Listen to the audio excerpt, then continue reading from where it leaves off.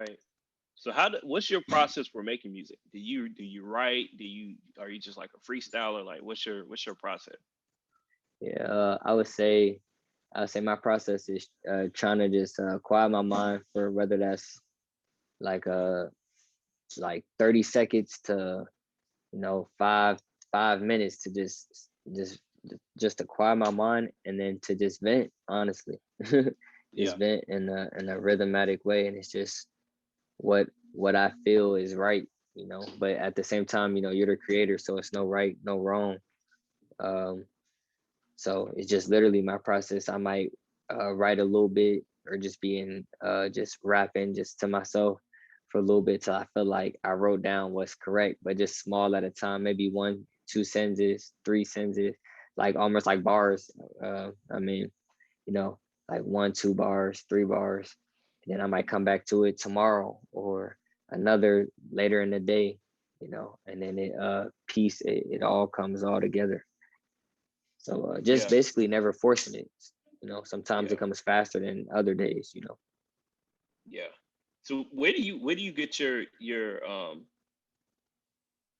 for me, as a techie and like an entrepreneur, I'm like my best ideas, right? But for you, where do you get what inspires your best lyrics? Like, is it, and now some people say they get their best ideas in the bathroom when they're in the shower, or, I know for me, I like to walk and kind of think through my ideas and stuff. Like, what's like what's the spot you normally get a lot of these rhymes from?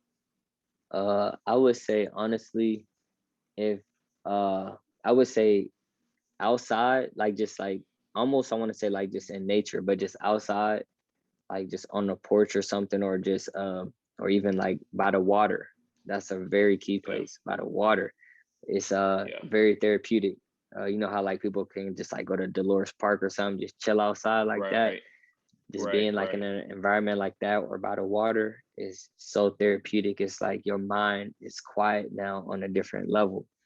And then from there you can actually think, and then it's like your thoughts. So you might just literally you're telling a story and using words, just telling it in a rhythmatic way. And then but when you by that water, I don't know, something about that to just it just calms, just grounds you almost, to just really let you just flow, just literally like a Yeah. flow, like of writing, literally.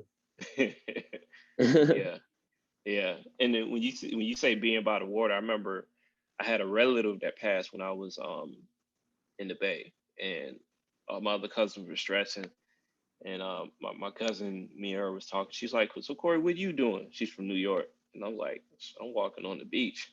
It's like Ocean Beach." So I'm like uh-huh. at a point where I'm like very stressed because I lost a loved one, but I'm also like, man, I'm like I look to my left in this Pacific Ocean, Mhm. So Man, go back to what you were saying, like it's so yeah, um therapeutic being by the water. I'm a Pisces anyway, definitely. so Oh yeah. man, you a Pisces. Oh man. you know, we I love swimming, so Nah, for sure, for sure. yeah, Nah, yeah. man. So I get a lot of inspiration when I see certain artists. Hmm. Not necessarily from the music they put out, like ideally great music, but Hmm. there have been some artists who I think have done a real good job of like mastering marketing, right? Um, Hmm. I can kind of go through some, but I would love to if you can talk about one artist who did a marketing campaign where you like, wow, I need to do something like that, and then I give you mine, and we can talk about that too. But yeah, give me one artist campaign that you really love. I would say, wow, there are definitely some good ones. I would say though, it got to be like either like the J.Cole or Drake.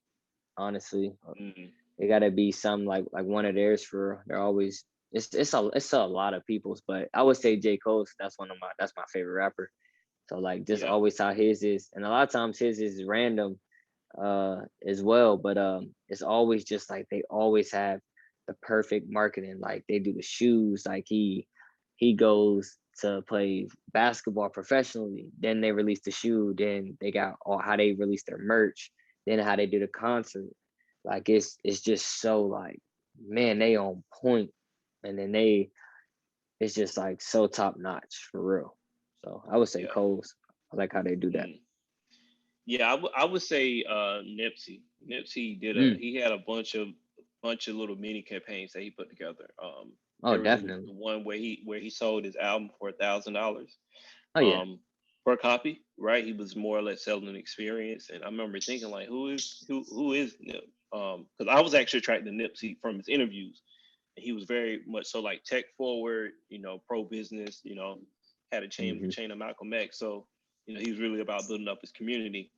Um, and one idea that I actually steal from him that's actually becoming more prominent now is that when he sold his merch, it came with a QR code. And Hmm. what he was Oh, yeah, doing, he that's had his fire. physical store. He had his physical store, and then his plan was to actually open up more stores, and essentially create like a Apple experience. So have multiple stores around the country, and I guess long term around the world, where he had exclusive distribution for his music. He didn't have to pay outside entity to promote it, but when you would go to his store, you buy his merchandise, right? So Hmm. he understood, like Walmart's. If you look at Walmart's business model, they're not the manufacturer, but they're the wholesaler and the retailer, right? Hmm. They own and they have the physical retail stores. They have that whole distribution channel lined up. And what Nipsey was doing was he was uh, breeding a more loyal audience because now you got this merch and it's a QR code on it, and you will get exclusive drops of his music or exclusive stuff just for being a fan. Um, Hmm. and he was going to use that to distribute his music. And I think that I don't see a lot of artists thinking that way, and like, how do I bake in my distribution of my music to where I become essentially platform, agnostic, right? Where you're not solely relying on shows, but you're not solely relying on digital sales, right? And you're not solely Hmm. depending on merch, but they're all a part of the same story. So now, instead of that, that one person who buys your CD, right? Maybe their customer lifetime value maybe just $8, but now since you're Yeah. giving them an entire experience, now you've taken that $8 up to 100 over their lifetime, right? Yeah. Um, and I think Nipsey really understood that. Like, one book he actually had was called that he read, called Contagious.